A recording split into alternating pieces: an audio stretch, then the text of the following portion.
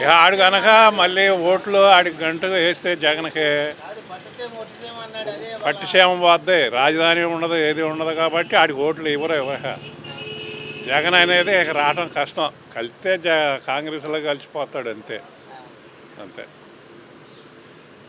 షర్మిల దగ్గరికి రానిట్లా, అటు ఇసిరి కొడుతుంది కాలుతో.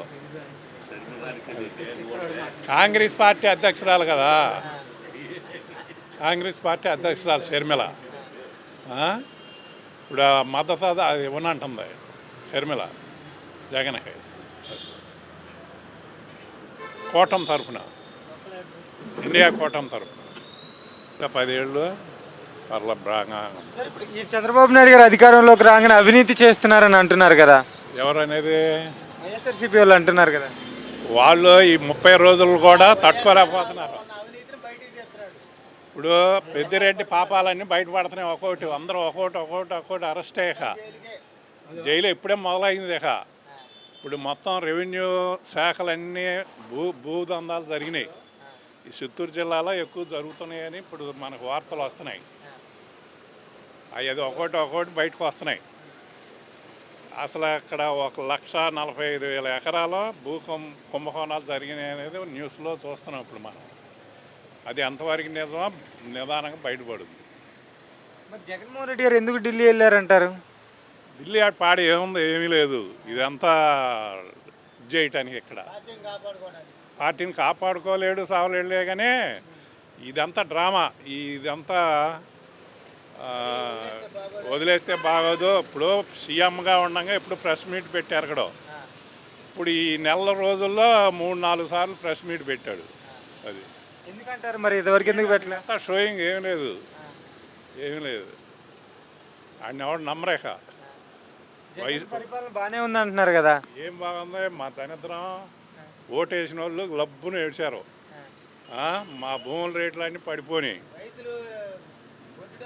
ఇప్పుడు ₹1,00,00,000 పెరిగింది మా ఏరియా ఎకరానికి. అంటే ఇప్పుడు జగన్మోహన్ రెడ్డి గారు అధికారంలో ఉన్నప్పుడు ప్రజల దగ్గర నుంచి భూములు లాక్కున్నారంట, నిజమేనా? ఇక్కడ మా ఏరియాలో లేదు, ఈ ఏరియాలో లేదు. కొంత వైజాగ్ ఒకటి, తిరుపతి, చిత్తూరు, ఇవన్నీ నిజమే వస్తున్నాయిగా బయటికి న్యూస్. ఎవరి దగ్గర నుంచి లాక్కున్నాడు? చిన్న రైతులు చాలామంది క్యూ కడుతున్నారు అప్లికేషన్. కలెక్టర్ ఆఫీస్ దగ్గరికి అప్లికేషన్లో వందల అంకెల్లో వస్తున్నాయి అప్లికేషన్లు. మా భూమి లాక్కున్నారు అని. అదేది మన సృష్టించే కాగితాలు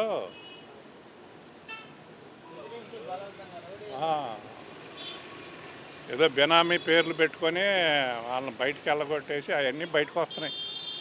జగన్మోహన్ రెడ్డి గారు చెప్పారు కదా అసెంబ్లీకి మేము రాము అని చెప్పేసి, దాన్ని మీరు ఎలా చూస్తున్నారు? ఏముంది అక్కడ వస్తే ఆయన వల్ల ఏం కాదు కదా.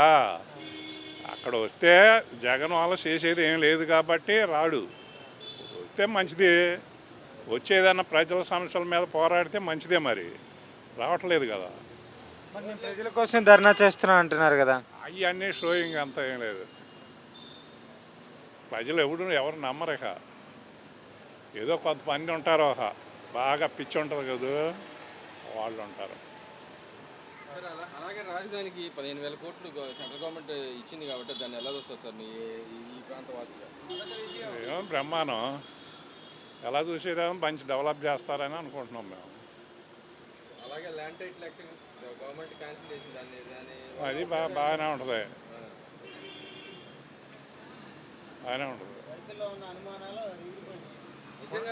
ఎకరం పొలం ఉండడు కూడా ఓటు వేయలే మొన్న 90%. దేనివల్ల సార్ అది? అది కూడా లాగేసుకుంటాడు రైతుల దగ్గర. వాళ్ళకేం మిగలదని రైతులకి.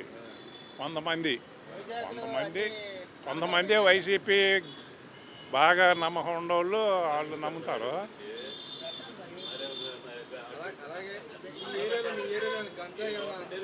మా ఏరియాలో గంజాయి అట్లాంటిది ఇటు విజయవాడలో ఏమన్నా ఉందేమో కానీ ఈ పరిసర ప్రాంతాల్లో ఉంది. కానీ మాకు పెద్ద తెలియదులే గంజాయి ఈ సంగతి.